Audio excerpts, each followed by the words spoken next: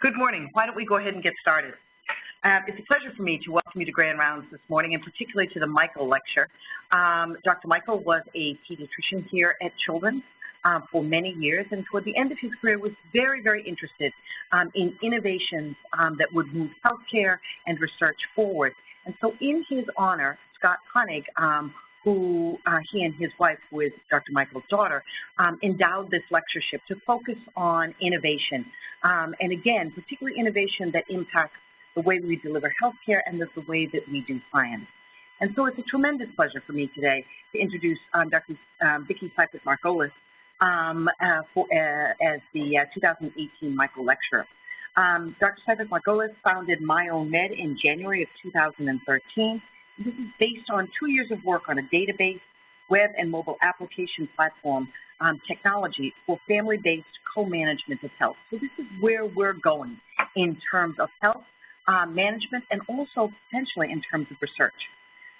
Previously, she was the Senior Advisor for Science, Innovation, and Policy in the Office of the Commissioner of the FDA. And while she was at the FDA, she oversaw the development and execution of an agency-wide strategic plan for regulatory science. Prior to her time at the FDA, she served as Chief Scientific Officer at the Immune Tolerance Network, a nonprofit consortium of researchers seeking new treatments for diseases of the immune system. At the ITN, she oversaw the development of over 20 leading-edge assay developments in centralized laboratory facilities, bringing them to GLP and CLIA compliance. Her particular interest at the FDA was biomarker discovery studies, and this was for a broad array of immunologically mediated disease. And prior to her time at the ITN, she was the Director of the Office of Innovative Scientific Research Technologies at NIAID, where she worked to integrate emerging technologies into existing immunology and infectious disease programs. This career trajectory makes a great deal of sense when you look at Dr. Seifert-Margolis' educational experience or history. She completed her PhD in immunology at the University of Pennsylvania School of Medicine, and she did her postdoctoral fellowship work at Harvard University and the NCI. So it's a real pleasure today to welcome Vicki to Children's, and she will talk to us about real-world evidence and digital solutions. Vicki? Thank you. Can you all hear me? Is it working? Okay, great. Well, I do have a pretty sort of wacky career, but I think the theme that has run through my career is trying to use new technologies wherever they may be. Starting back when I was at NIH, NIAID, it was genetics, actually high-resolution imaging that we were bringing to looking at single-cell resolution of the immune system and disease in an animal model. And then threading through, when I worked at ITN as a CSO, we were really on the leading edge of companion diagnostic drug development. For those of you who may or may not be familiar with that, the idea being that when you run a clinical trial, you shouldn't just look for the end point, but you should look for other things that are happening with patients over time, prior to and after they receive the therapy, in a way that you can begin to stratify patient populations into responder and non-responders to the therapy. One of the things that I've spent a long time on, career on, is trying to understand what we are actually seeing when we study patients in clinical trials. So we know that when we get an effect size and we meet our endpoint, that we're really looking at a mean effect. But when you dissect the data in any clinical trial, you will always see a group of patients who are great responders, a group of people who are sort of sitting in the middle, and a group of people who are not really responders, to give you some mean effect. This is typical in most trials that are run. I spent a lot of time thinking about why. And as part of that, we developed leading-edge biomarker assays that we would use throughout sampling of patients over time, while they were in the trial, and post-trial, to say, okay, what was it about a responder that we could mark, and what was it about a non-responder that we could mark, and could we back up those markers and develop predictors? And if we have those predictors, we could begin to look at patient populations before we enroll them into a study and say, hey, this person may be a better candidate. Now, at the time we were starting this was back in 2000. We worked on some pretty innovative trials, some of which led to new indications for drugs. I worked extensively, for example, on the rituximab program with Genentech, many new indications for that drug, some of which made it through to approval and some of which are still being tested. But the point is, in every case, we were really interested in what was going on with the B-cell depletion and the reconstitution, and how did that map to the relapse or remission in that disease. And we used advanced flow cytometry and a variety of other techniques to do that. But at the end of the day, one thing became very clear as we were trying to understand how the biology and the biomarkers of the disease correlated with response. And that was, we didn't always have a clear enough presentation, insight into the clinical presentation, into what was going on in those patient report forms and what was going on with those patients outside of what we were measuring in their blood or tissue that could be contributing to the effect of the outcome we were seeing. So recently, I wrote a paper, this was just out in March of this year in Nature Biotechnology, about what are we really looking at and what are we really doing when we do clinical research in patients. And the point I was trying to make in this figure is that we spent a lot of time in randomized controlled trials, which is the RCTs here, really controlling for and maximizing the effect of the biology. And that's fine. We're scientists and we want to understand what is going on with the biology of these patients, and we use animal models to try to get insights into that. And how do we then look at the change in the biology, which we believe is related to the pathology of the disease or to symptom management? How do we look at that change in biology and maximize that effect size? And if you look at any clinical trial design, particularly when you're moving into pivotal trials in phase 3, commonly done in pharma or even in phase 2 studies, and I've worked on a lot of them, both in academia and with pharmaceutical companies, there's a lot of manipulation that's going on to try to maximize that effect size of the biology. And a lot of what we do is we really strictly control the inclusion-exclusion criteria of our patient population. We control how we manage those patients exquisitely in ways that do not reflect what's typically happening with patients. And we sort of stage the study so that we can understand, okay, what really changed? What was the impact of the therapy? That's great, that's fine, you learn a little bit about science. The problem with that approach, and something I learned when I was at the FDA, is there was a truism at the FDA that spread throughout the agency, that the day a drug is approved is the best day of the drug's life. So that everything that happens after the drug gets on the market basically influences or impacts the drug in a negative way. We generally have a worse safety profile because we use them in different populations where the risks are higher, and we generally have a poorer efficacy profile because we're using them in a much more heterogeneous population. So what I tried to point out in this commentary was there are really 3 profound influencers of outcome of drug or any intervention that we're doing. One, of course, is the biology, and we're all maximizing and really trying to figure out how to measure that effect size. But 2 other ones that are probably just as important is what you all are doing. How is the drug being used in the healthcare practice, and what are the practice models that are being used around that drug? So how is the patient being managed, not in a clinical trial, which doesn't reflect typical care, but in typical care, and how does that ultimately impact the outcome from that intervention? And then, of course, what are the patients doing? What are they doing when they got home? What other things are they taking? What other management strategies are they bringing to the intervention? And there's lots of things that people do. And I will say, working again in the FDA, people forget that the FDA is also a public health agency. And so you get to see all of the wackiness that people do, and you have to think about all of the wackiness that could potentially happen. So, case in point, we spent months on worrying about the transition of a diagnostic kit for HIV detection, moving that from an in-clinic assessment or an in-clinic diagnostic tool to an in-home test. And we worried about the analytical validity and all of the things that you would think we would worry about as scientists. But what we mostly worried about was what people would do with the information, because we knew there was a 6 to 8 week time frame between when you could be infected and when the test would actually register positive that you were infected. And so our biggest concern was the false positive, the false negative. What would people do in that intervening time when they thought they were negative, but they may in fact be positive? And how could you educate them in a way to say, you know what, you may test negative, but you really need to test yourself again in 8 weeks before you can have unprotected sex? How would you manage that situation?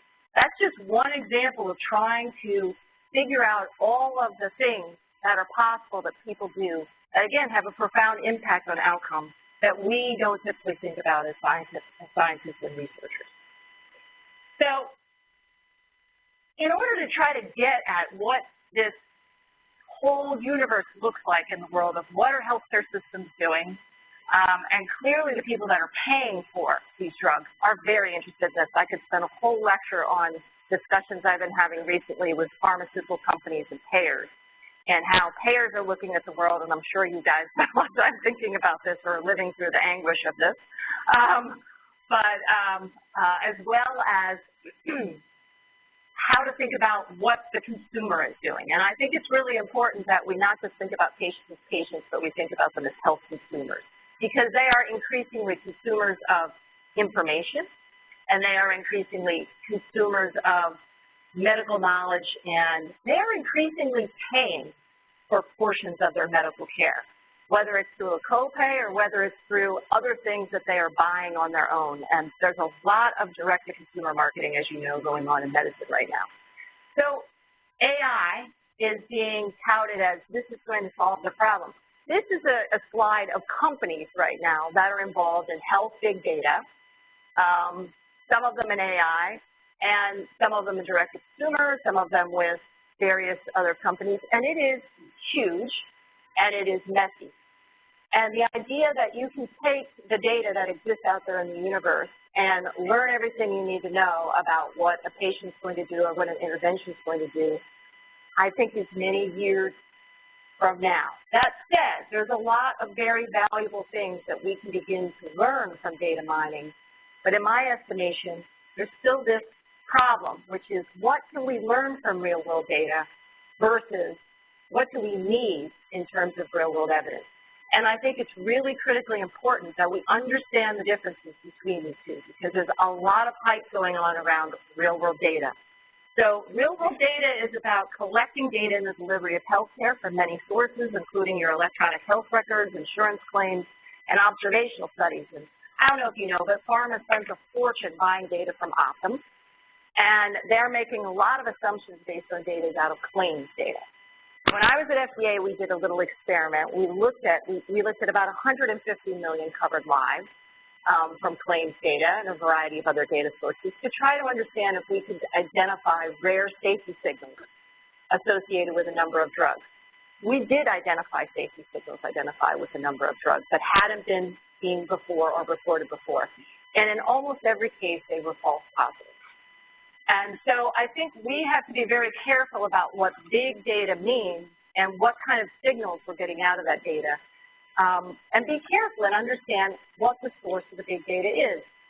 Much of this data is coded for payment and reimbursement, including data that's sitting in the electronic health record. And I just think we all have to be clear that that bias is going into the system. And so when you're mining it, that's the data you're going to get out of it. Data collected on health status, there's a lot of discussion and a lot of tools out there now, from Fitbit to home blood pressure monitoring, environmental data, observational data. Google getting involved in this, a company called Verily, which is the health spinoff of Google, that's very interested in mining search terms to see if they can, for example, detect or predict flu epidemics based on regions of people who are mining information about, seeking information about flu. All kinds of things going on, and there's some very interesting data that's emerging. But at the end of the day, I would argue that does not mean we have evidence that allows us to determine exactly what we should or should not do. So real-world evidence is evidence derived from RWD through research methods. My point is that we can collect data, but we still need to prospectively test things, including what benefit risk might be from the RWD, how we curate, validate, and standardize the data, and start with some prospective study designs that embed in practice, testing things that we've learned here but can be embedded in practice with randomization. So what do I mean? I mean doing a randomized study in the context of a real-world care setting as opposed to the artificial RCT that we typically do.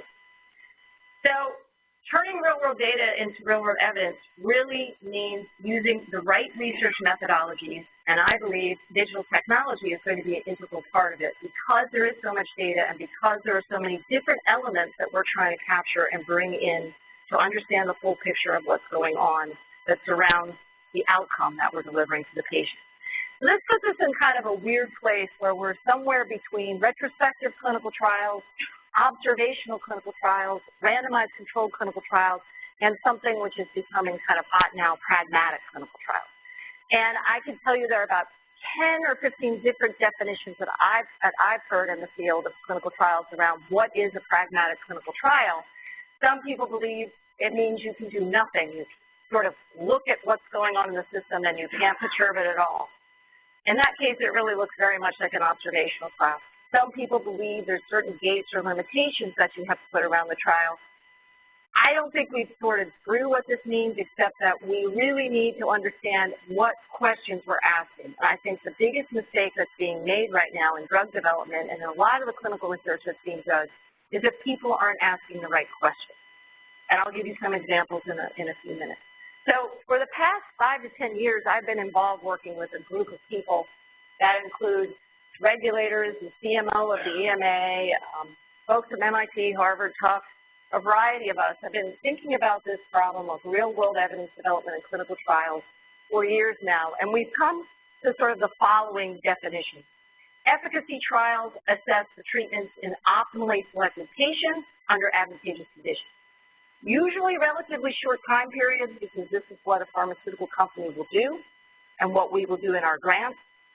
And it's often towards getting a regulatory approval for market. Effectiveness trials are different. They're testing across a spectrum of patients in real-world conditions. And they do provide critical information about the drug effects in those patients who will ultimately receive the treatment. So we have to recognize that what we're testing, what those drugs are and what those labels say, do not reflect the people that those drugs are being used for. Efficacy to effectiveness trials are something that we wrote about a couple of years ago, and it's the idea that you can take an initial efficacy trial, and if that component is positive, you should immediately seamlessly transition to an effectiveness trial. That basically means opening up and broadening the exclusion criteria for your patients that you're going to put into the study and thinking about how to do the study in more of a real-world context. And we're now currently working on an approach called EE2, which is to integrate a drug's efficacy for FDA registration into a real-world study using a single trial. So that means that we're going to, instead of doing an efficacy trial, waiting some period of time, going for FDA approval, and then maybe in the post-market or maybe sometime we get around looking at effectiveness. Because, by the way, the biggest challenge now for pharmaceutical companies is not getting regulatory approval, it's getting paid. And these guys are increasingly saying, we don't care what you did in your phase 3 studies. We want to know how this stuff really works. And by the way, how does it work compared to the generic, which is all we really want to pay for. So we said, this is great, and this is one strategy, but in a world of trying to be more efficient, there should be a way to integrate these two. And I could go on about the statistics, but basically having a subset of people in the efficacy under strict inclusion-exclusion criteria in kind of one arm with randomization, and then a broader set of criteria that's running simultaneously in the trial to try to get a window on the effectiveness in the real-world population. So the importance of these kind of trials is that you can start to look at treatment effect heterogeneity. And this is really critically important. And it goes to why when we bring drugs onto the market and once we put them out in broader utilization, things start to fall apart. Because we know that many of the patients where the drugs are being used are not the patients that were tested. So you can detect special treatment effects in subgroups characterized by things like comorbidities, which are usually excluded out in trials, biomarkers, genetic indicators, or presence of other treatments, all things that are important in clinical practice and when we think of the total patient, but many of the things which are controlled or excluded when we run a typical randomized controlled trial.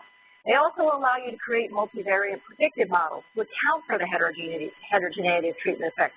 We have very little information right now about why we see different treatment effects in different patient populations or subpopulations within the same disease.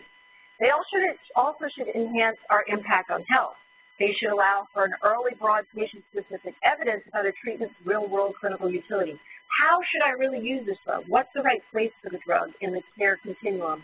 And allow for better dissemination of these results into clinical practice, facilitate market adoption, and better translation of research into the impact of individual care and, of course, public health.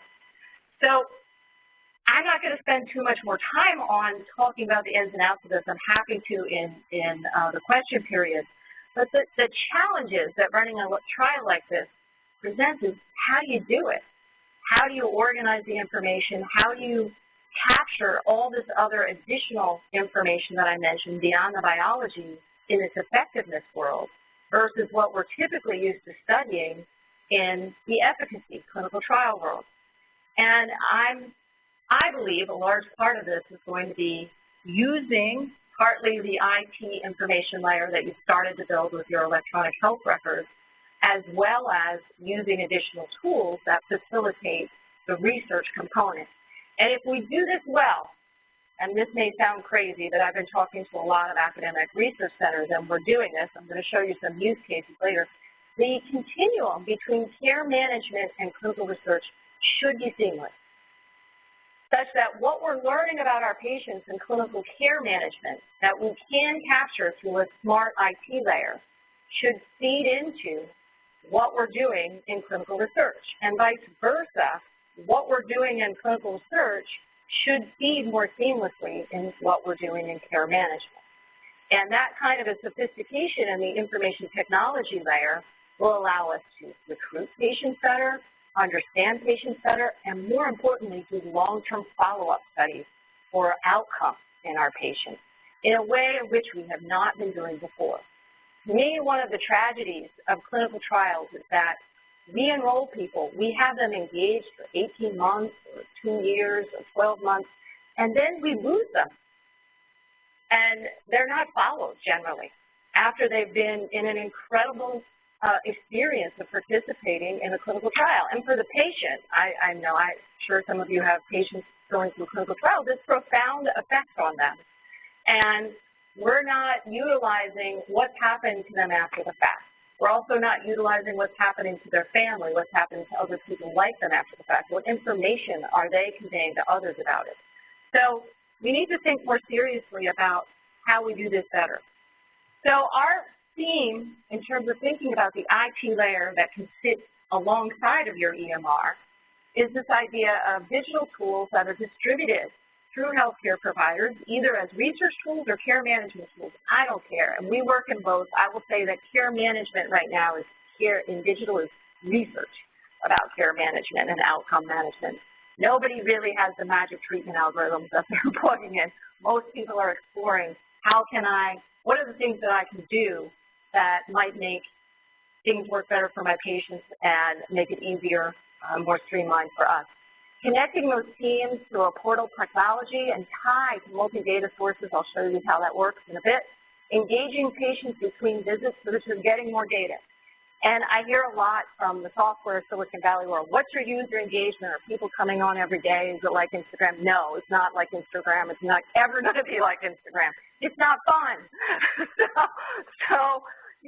But I also hear from patients, so we've done a lot of focus groups on how they want to use digital tools in their healthcare management. They want it segregated from social media. So while they may be talking on Facebook and doing things, they recognize that their social life and their health life are probably separate, and they don't ideally love using their social media life for their health patient life, because the patient life's not really fun. But they want to engage with their patient life, and they'll use digital tools when they have something they want to say. And so what we're finding that's really interesting is kind of a bell-shaped curve. When people are really, really sick or they're having a problem, they're calling you. They want to be seen. When they're feeling fine, they don't necessarily want to report, and there are things that we do to try to get them to confirm they're feeling fine. When they're somewhere in the middle, they want to say something about it. They don't necessarily want to bug their doctor. They may want to call. They usually are calling their nurse, but it's not really being documented in a way that's helpful to everybody on the team, and I'll show you that in a minute. But they want to make sure that they remember it, and they often don't remember it when they come into the in-clinic visit a couple months later. So this idea of understanding and gathering bits of data between visits can become very important.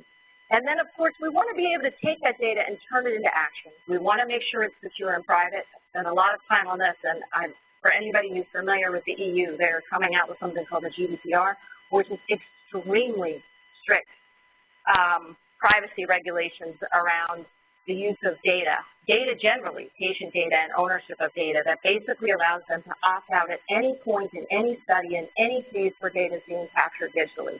So we're in that. and I can tell you that the security is always an issue. And then be able to provide and report at multiple levels so that you are giving information to each person that's using it the way they want to. I call it business intelligence analytics. At the same time, be able to aggregate data and do some more advanced analysis. So I like to think of the way we've been approaching this in two ways. How many of you have heard of Squarespace or Wix? How many of you have heard of Salesforce? Okay. So when I think about the IT layer, I think that there's two things we need to think about in development of IT layers that work. One is customer relations management. And that's what Salesforce does. Salesforce is a software tool for Salesforces. But there are more than that. They allow you to build teams within your organization around customers, and they allow you to manage your customers better. And they do that through a smart, portal-based information technology layer. I view patients and what we're trying to do with them as customer relations management. We call it patient relations management. And if we could emulate a lot of what Salesforce does, we could do a better job with how we're managing and communicating to our patients, but we could also do a better job with how we're communicating with each other and the team. The Wix Squarespace part, Wix is basically a really cool tool. You can go online if you want to build your own website. And basically they have all these templates for different types of websites, and they have things called widgets, which are add-ons to your template. You're probably saying, what is this crazy woman talking about? What I'm talking about with that is we just decided, or we define the fact that when we go into different healthcare systems, there are templates for different disease management that people want to use, much like templates for a website.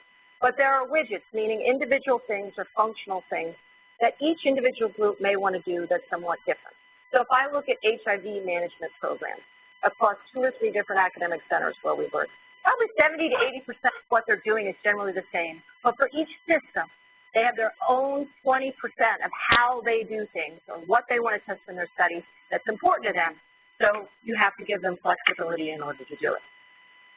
So the idea here is you use this kind of a digital technology that's a CRM, and it allows you to integrate your transactional data. So you have your electronic health record data and your data that you can capture directly from patients, data outside of the EMR that you can capture from your team, and all of that information sits in the what I'll call identified world and is transactional day-to-day stuff. But what we've been working with academic medical centers to do is build something called a research hub that talks to the transactional data, but incorporates de-identified data that brings in many of these dimensions, but allows you to not just look at your own data, but partner, like, for example, across different CTSAs or different hospital centers around an area of research. And I'll show you in a minute some examples of that. Therefore, you can data share and create essentially registries, if you will, that are dynamic and active using an IT layer that talks to the transactional layer, and each hospital or partner or site or whatever it is has their own, but they're all hubs so that data and information can be shared and learning can be shared in 2 directions. So this kind of data allows you to begin to create different profiles of patients that incorporate other information than what you might see in an EMR.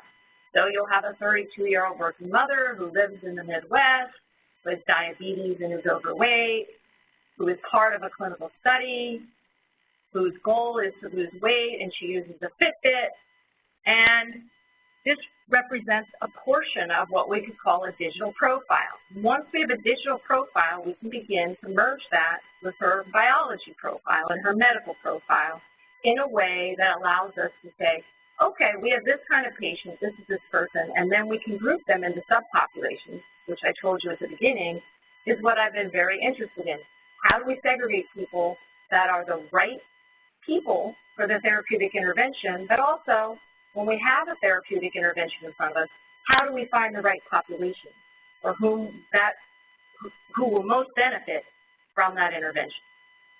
So to me, it's about creating a cycle of real-world evidence where we're capturing real-world data through a variety of tools that I mentioned, generating methods and metrics for clinical care, testing and validating them, and then building and validating new treatment algorithms using digital and biology markers so that we're linking patient experience, healthcare practice methods, and biology to really optimize our outcomes through a data layer. And using all of the principles we use in diagnostic tools of analytical, clinical validity, and clinical utility. So I know this is probably a lot, and I'm going to show you some use cases of how this is working in practice. So the key thing to me that we've been learning is that it's very important to have a strategy up front about what you want to do with your IT layer and what questions you want to ask in real-world settings and how you want to set up your study. So if you want to do one of these efficacy effectiveness studies, there's a lot of time you have to spend on thinking about the design and what are the questions that you're trying to ask. And I know that sounds obvious, but it's not. So for example, I spent a lot of time let's take type 2 diabetes. I work with a major company who has a new injectable product. And one of the questions that's not known out there is how are the majority of primary care docs making decisions about the movement from an oral therapy to an injectable therapy? Where do the new GLP-1s fit? Where do the SGLTs fit? Do we start everybody on metformin, or are there some patients who we'd want to go right to a GLP-1? How are those decisions being made? And I can tell you, and what do people prefer? There's a paper that came out recently that was very interesting where they asked patients who was sicker, a person with an A1C of 9 on oral therapy or a person with an A1C of 7.5 on an injectable therapy. And about 88% of the people picked the person with the A1C of 7.5 on an injectable therapy because they think that injectable therapy means you're sicker and you have worse disease, even though in that case the injectable therapy was better controlling the type 2 patient. So I think we have to be very mindful that there are prejudices and biases in people's minds about what they want to do and how that relates to the treatments that are being applied. We need to understand that. Similarly, we need to understand how decisions are being made and capture that data so that we can find what is the place for these different drugs. In oncology right now, this is a mess, I can tell you, with where the new immuno-oncology therapies fit vis-a-vis the other traditional first-line cancer therapies. And companies are agonizing right now about whether you throw somebody on front-line chemotherapy and then Keytruda or Opdivo, or whether you use Keytruda Opdivo monotherapy, or whether you use Keytruda Opdivo as a second line, and then in certain diseases, what do you do with a drug like Nexamar, or what do you do with the targeted therapies? There's a lot of work around sequencing and understanding combinations of therapies that need to be tested and tried and are not going to be able to be done in RCT. These are some prime examples of where we need to understand what's going on in care and how decisions are being made, and then figure out how to test those different sequencing and treatment algorithms.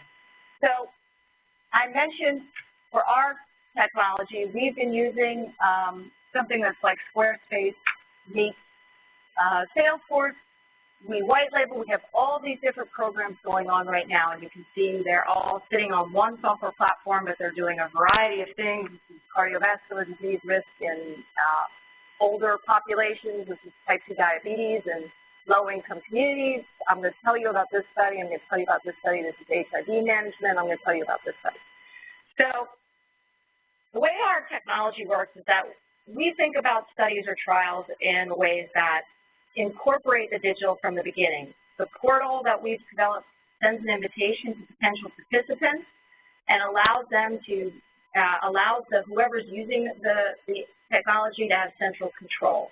There's a research component that links multiple research projects. We are pulling data straight out of Cerner and Epic and pre-populating so that the double data entry in the CRF is not necessary. We then are able to do the schedule, so the schedule of assessments that are part of the study, and link that directly to the regular appointment scheduling that patients are using, so it becomes a one seamless experience. For the patient, this has turned out to be very important, the appointment management piece, and we're linking multiple research projects from one portal. So there was a study that Duke just recently did about IT being used in clinical research, and that people have 12, 15 iPads sitting around in their, clinics when they have multiple studies going. You can access any study or any of the patient management that you're doing from one portal. I'm not going to go through this in too much detail. I'm going to get to how this works. So this is an example of what we've been doing in JIA with a network called UCAN. I believe Children's is part of something called CARA, which is the US, UCAN is Canada, and the EU. This is a program we have running in Utrecht, where essentially we took the intake form for joint assessment that's typically used along with a questionnaire, about 100 questions every time the kid comes into the clinic, and we changed it into a very usable interface, which you can see here with a cartoon character.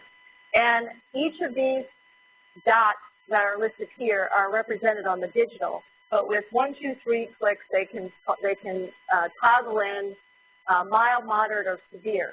We then spent a lot of time with the patient asking what they wanted to report in terms of functional assessments that we could tie to what the physicians wanted to hear in the questionnaires to gain the functional assessment information they thought they needed. And we distilled it down to about 10 things, because the patients were screaming that they did not want to answer 200 questions every time they came in. So these are functional assessments that the patients can track at home whenever, along with things like fatigue and others. All the information that's coming in through this mobile is coming in real time to the clinic. And the way that Utrecht has reconfigured the team is they've assigned a nurse, essentially, that sits on this every day, comes in and checks. She gets alerts about anything that's coming in that needs to be managed. So instead of phone calls, they're getting lists of communications that come in through the platform and therefore are documented, and communications can go back out through the platform. And this is an adjustment in the way they work, but everybody has found it to be much more time efficient now. These are the specs on the app utilization. So 96% are using it 3 to 30 minutes a week. It doesn't seem like a lot, but it's a lot more data than what they had. I'll let you see the others. But when you start to look at the data, if you take what was happening prior to them using the system, they had a patient between 15th of September and 16th of November, so about a 2-month difference, and they had 2 data points. Now they had 39 data points to look at with respect to joint involvement, fatigue, and a variety of other things because of what the patients were putting in over time.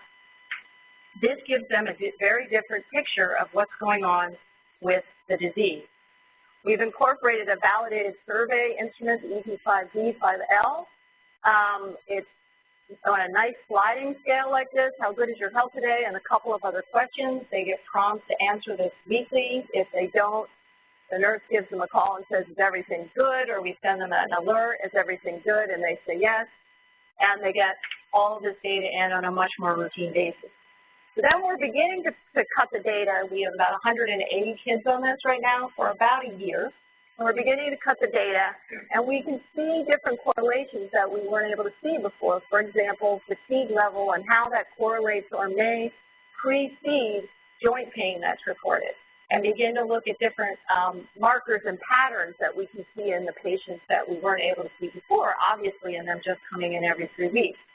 And they recently did a study where they looked at kids who were reporting in asymptomatic, because when they don't put anything in, we basically say an alert and send an alert to them and say, are you fine? They say, yes, we're fine. And they looked at kids that were going to come in within 2 to 3 weeks of reporting that they were fine.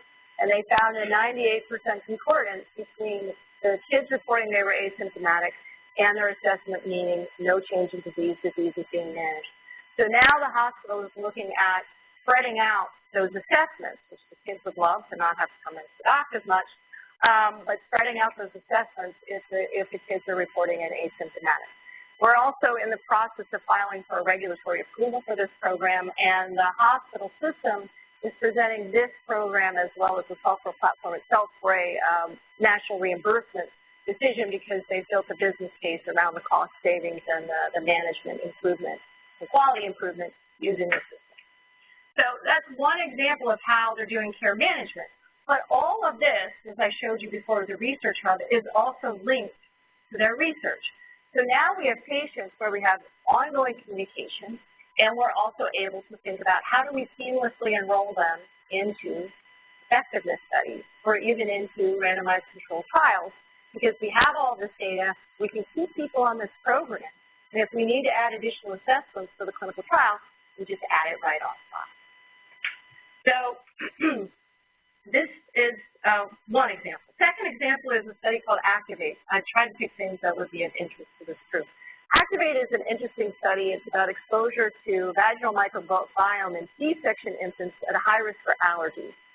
And there were a couple problems with this, which was that they had to identify pregnant women before they delivered, women who were scheduled for C-sections, and they wanted to then do both of the kids afterwards, infants.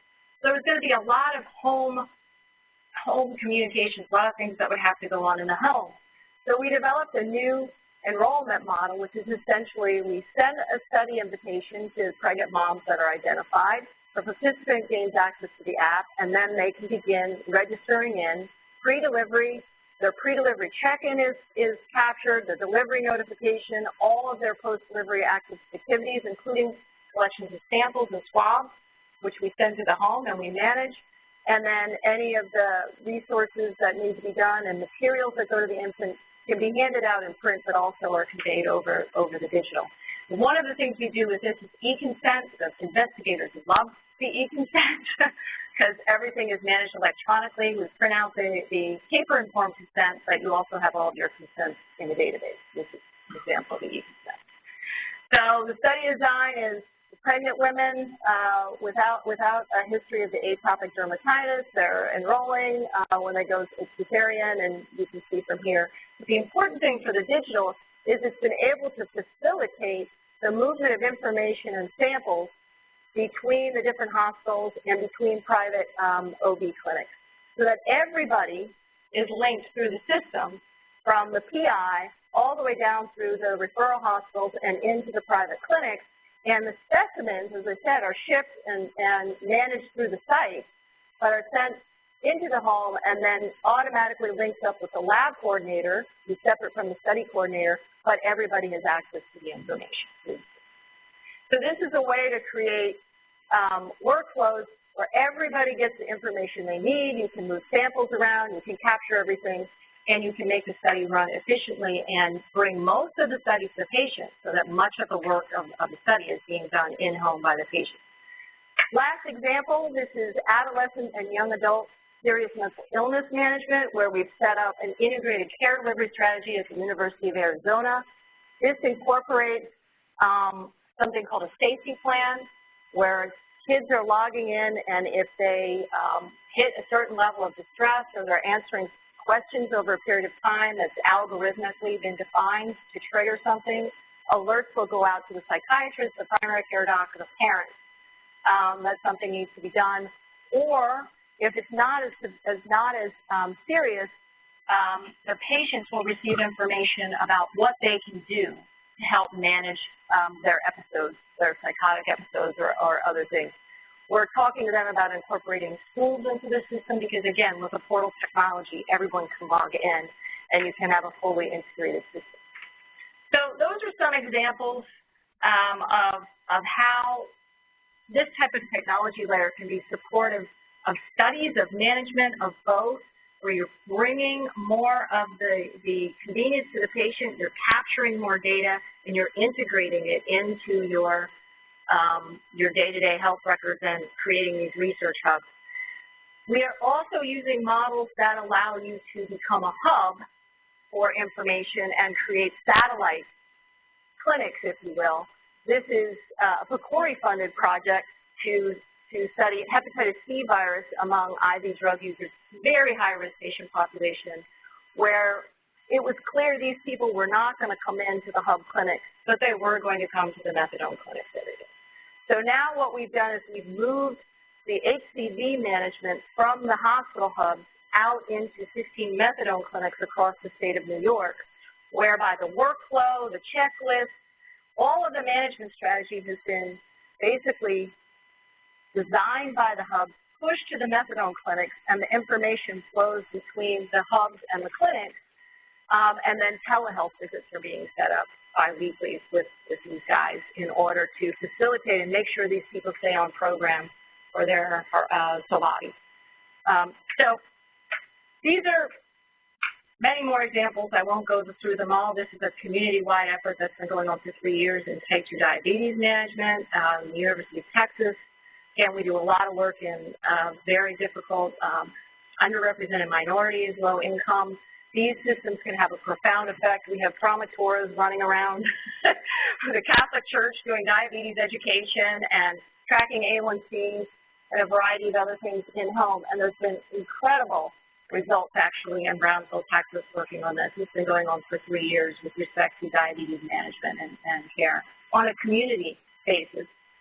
So now we're spreading into about 9 counties where this program is connecting county hospitals, federally qualified health centers, and YMCAs, and the Catholic Church, and trauma tours, et cetera. I don't have time to talk about it, but it's great stuff.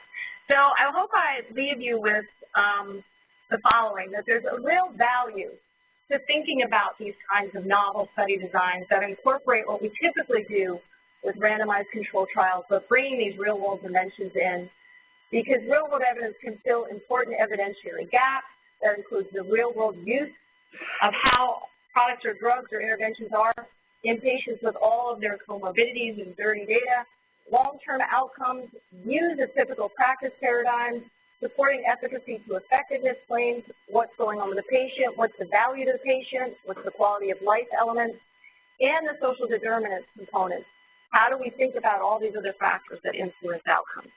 And there is value in doing this because you can really move your data to significant market value. And I've been talking to a lot of academic centers to say, if you can set yourself up right with the right IT layer, you can become a go-to for clinical research, create more efficient strategies that can provide some cost savings and higher quality, but more importantly, become a go-to, a direct go-to without quintiles and other CROs in the middle for clinical trials. And I can tell you increasingly pharma is looking to do these kinds of studies with real-world dimensions in them, and there's real money that's being spent, but the marriages aren't being made between the two.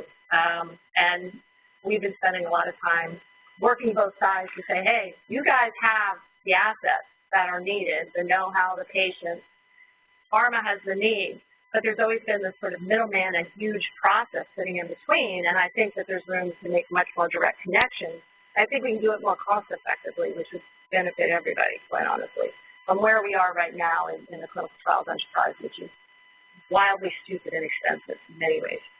So that's all I have to say. I hope that all made sense to you, and I'm happy to take any questions. Thank you for your attention.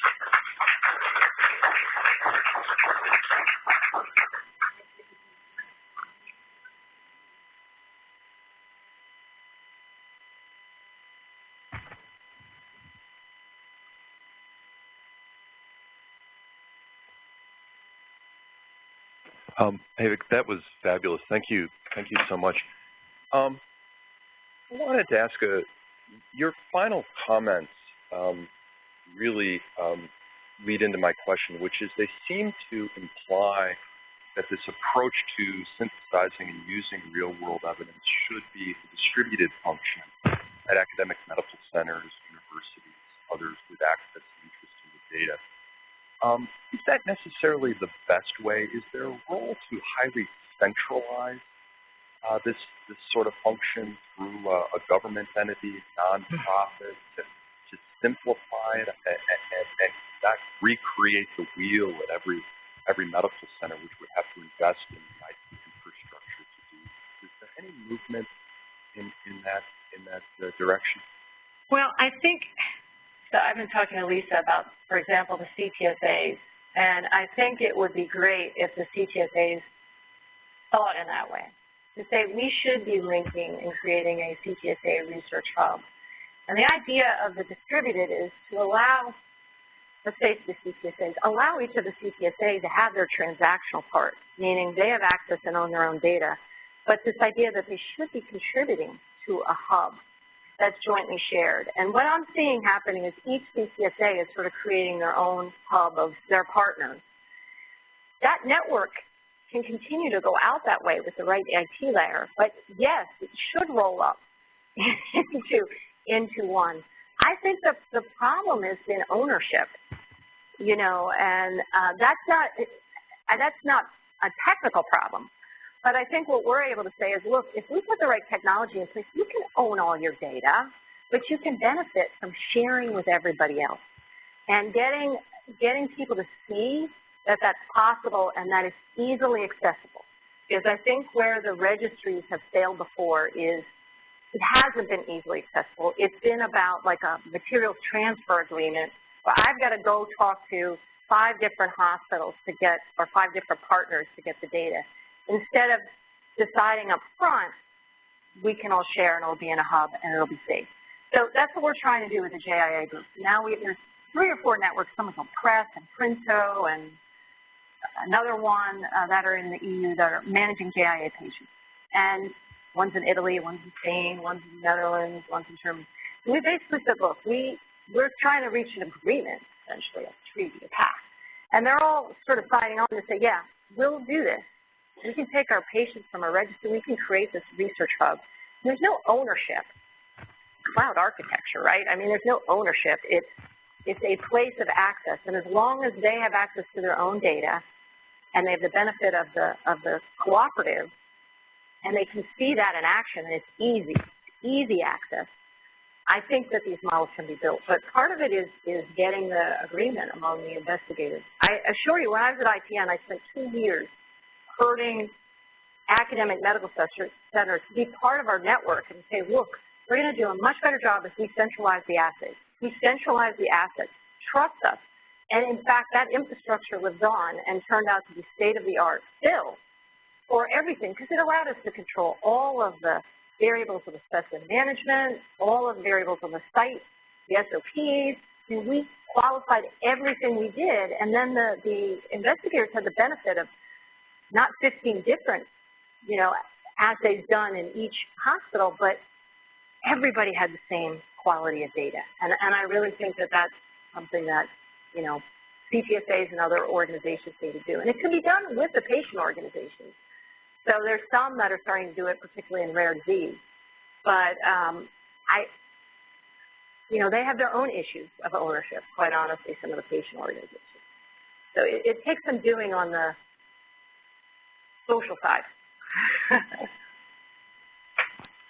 Thanks, Vicki, and thanks for the wonderful talk. I wanted to follow up on the comments on data quality specifically. I know that a lot of the insights that we try to gather and the conclusions we try to come to with big data analytics or artificial intelligence or both is very much reliant on the quality of the data. And there seems to be a deterioration in the quality of the data from the case report form to the electronic health record of the claim to the patient with data omission or, you know, valuable data sources just not available, or structured versus unstructured data. You can see how, and you know, how data quality can deteriorate to the point where the conclusions you finally derive are based on inaccurate or unreliable data. So how do we manage this issue of data quality going forth with these new ventures as you described? So I think there's 2 things. One is make it easier. Part of what I think is a problem with the quality is the difficult interfaces. that are currently being used for data entry and multiple data entry requirements. So this idea that you're doing double data entry in a health record and a case report form is really a challenge. So part of it, I think, is trying to make the experience more seamless. 3 clicks in is all we do in anything we design, and I would tell you that helps a lot with quality of data in terms of what you get in. I think there are a myriad of ways to do quality checks on the back end, and a lot of it on capturing the direct from patient data is to do cross-validation so that you're asking sort of the same bit of information multiple ways and cross-validating. But recognizing also there's going to be imperfection and allowing for that in a way in terms of how you do your analyses. I personally believe that a lot of what we're going to have to do is think about the metadata and the normalization schema that we build around these data sets. So I spent a lot of time on algorithms for gene expression profiling, which is really difficult data to control and to normalize, and really thinking about, okay, here's a set of data that I'm locking, and I need to look at what the variability is, what are the covariants, and what is the, again, it comes back to the question, what's the question I'm asking, and how well is the data suited for the question? And I think a lot of what we're doing right now is trying to set expectations that the quality is going to be perfect for any question at any time. That's never going to happen. Every set of data and every question is an experiment unto itself, and we have to recognize that when we go to analyze it, we're putting limitations on it, we're doing normalization, we're doing schema around that data that will help us define what the limitations of the data are, but what the signal is in the data. It's always a signal-to-noise problem. And in assays and in other areas, we've solved this for multidimensional data by just saying up front, we know the limitations of the specs of whatever the measurement is. We know what the question is, and we know we're setting a gate around this set of data, this experimental set of data. So this idea that you can do continuous data analysis on open-ended data, I think, we're not there yet. AI is trying.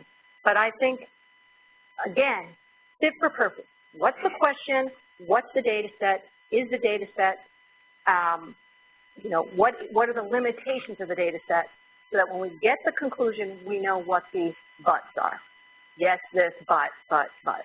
And you know, that's just being smarter on the analytics side, and I think a lot of us don't do that very well. Does that make sense to you? Yeah, thank you. Appreciate it. In the interest of time, yeah, I'm sorry, I went a little long. No. This is scheduled this morning. I want to thank Vicki for a really very stimulating and very exciting talk. So thanks very much.